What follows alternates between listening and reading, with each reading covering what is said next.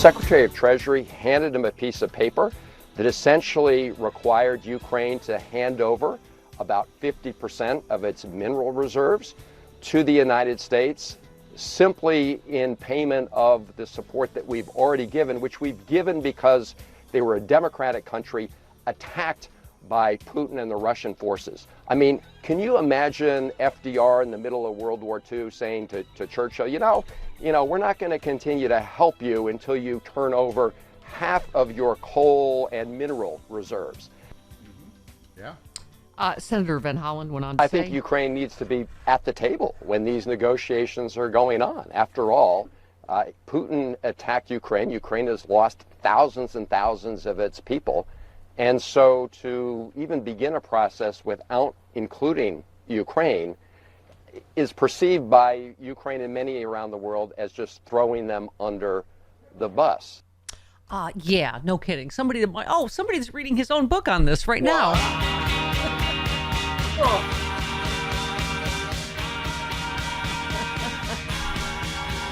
Let's dance.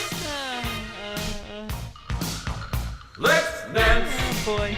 To the sound with Steffi. Let's dance. Yes, the guy who literally wrote the book. Put on your big boy pants.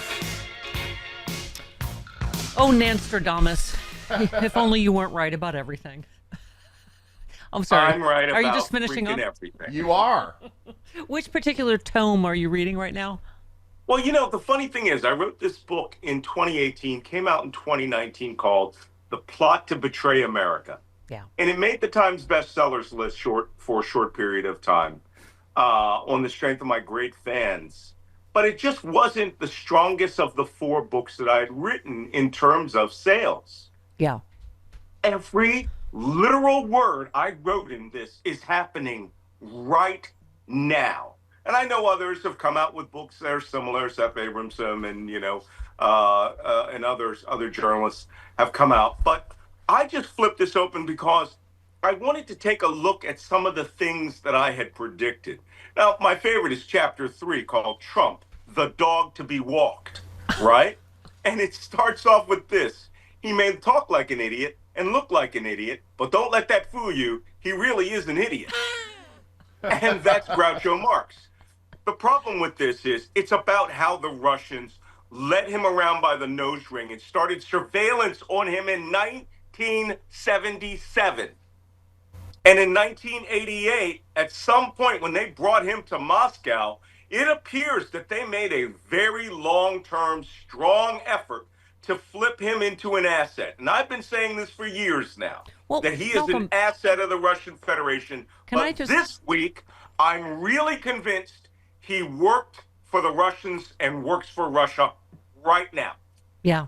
Well, this is why I particularly, but most of us fell in love with you because you wrote the book, literally, The Plot to Hack America, before the 2016 election. You were the only one warning Putin is interfering in this election to install Donald Trump.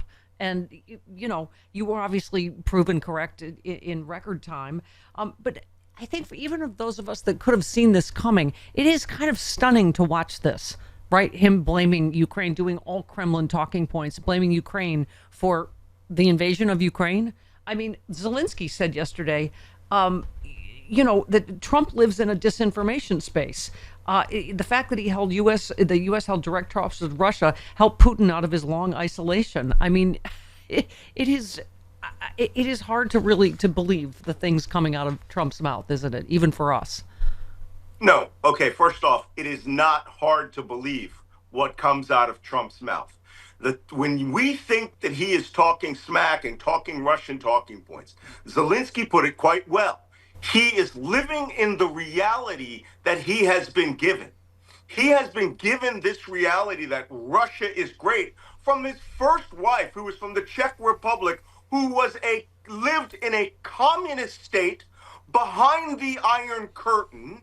Her father was the guy collecting all of the phone calls and letters from Donald Trump to them. When the kids came there, Ivanka, Junior, and Eric, came there, they were under the surveillance of the KGB and Czech intelligence. The KGB knew Donald Trump was wanted to run for president in 1988 before anyone else knew, and then they invited him to Moscow and treated him like a god. And when Putin came into office and he got the 4-foot-high Donald Trump stack of information, he saw this was a man you could buy.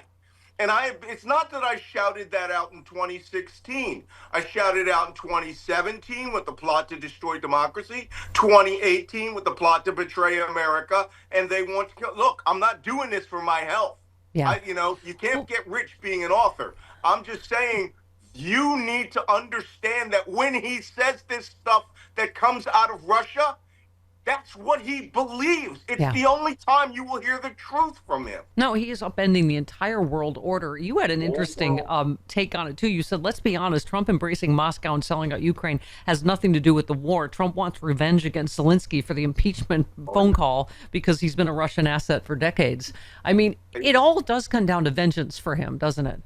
It does. And this really, look, I was waiting for that shoe to drop on the Zelensky thing over the phone call, over when he refused to create a fake investigation of Joe Biden, and when he refused to, when he dropped the dime on the phone call and Trump got impeached for the second time because a president of the United States was carrying out extortion with a foreign power, with the exact same missiles, by the way, which were authorized under Obama in the Congress under Trump, but the same missiles that saved Ukraine, the Javelin missiles. Trump said, you do the investigation or we pull those. Listen, this is all about revenge at this point. And he is going to facilitate Vladimir Putin. I was about to use another word that sounds like facilitate. And he's going to do whatever Moscow does. Listen, my friend Christopher Steele, the British intelligence officer I had a very, very pleasant lunch with a few years ago, the Steele memorandum is starting to look like the Bible, like the pages of Nostradamus. Well, it's all coming Trump true. keeps saying we're in the golden age of America, and I keep saying it's the golden shower age of America. But to Christopher Steele's point. So, I have to ask you this just because, I'm not, me, I'm not a conspiracy theorist, but, I think in the light of everything that has happened, which you've commented on, Elon Musk and Doge and, getting all of our data and all that, since you literally wrote the original book, The Plot to Hack America, my sister and other people that, that are smart people I respect are starting to ask questions.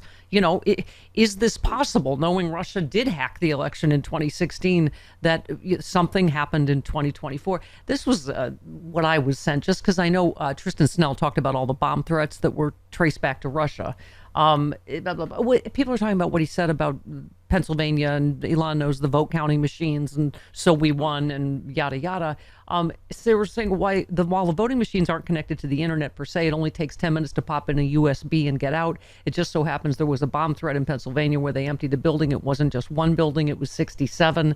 Of the 67 locations, 56 were in 11 counties that voted for Biden in the 2020 election, including the 8 most populated. I mean, obviously you're kind of the expert. What do you make of any of this? I mean, do I put it past Putin and Elon Musk because they had so much at stake? No, but I don't, go ahead.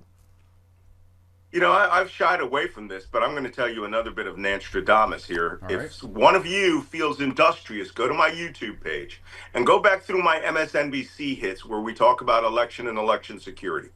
I have said at least 5 times in major interviews on MSNBC when I was there as the terrorism and intelligence analyst, that it's very hard to hack individual voting machines and voting tabulations.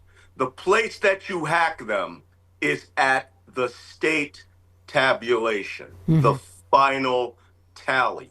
In the old days, and I've said this on your show, in the old days, we used to do this on chalkboards in front of the country as they would call in their vote.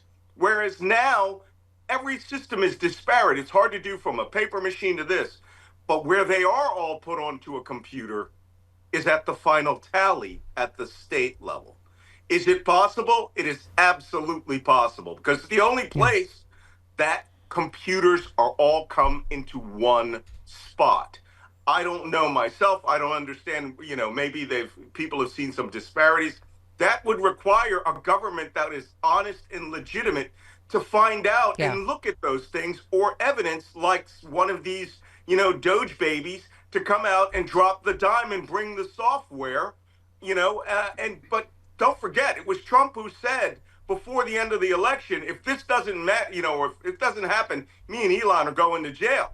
That was a very noteworthy comment that I thought was quite funny. Same thing with his kid out there spouting off what he heard daddy say, but this is a dangerous place to go.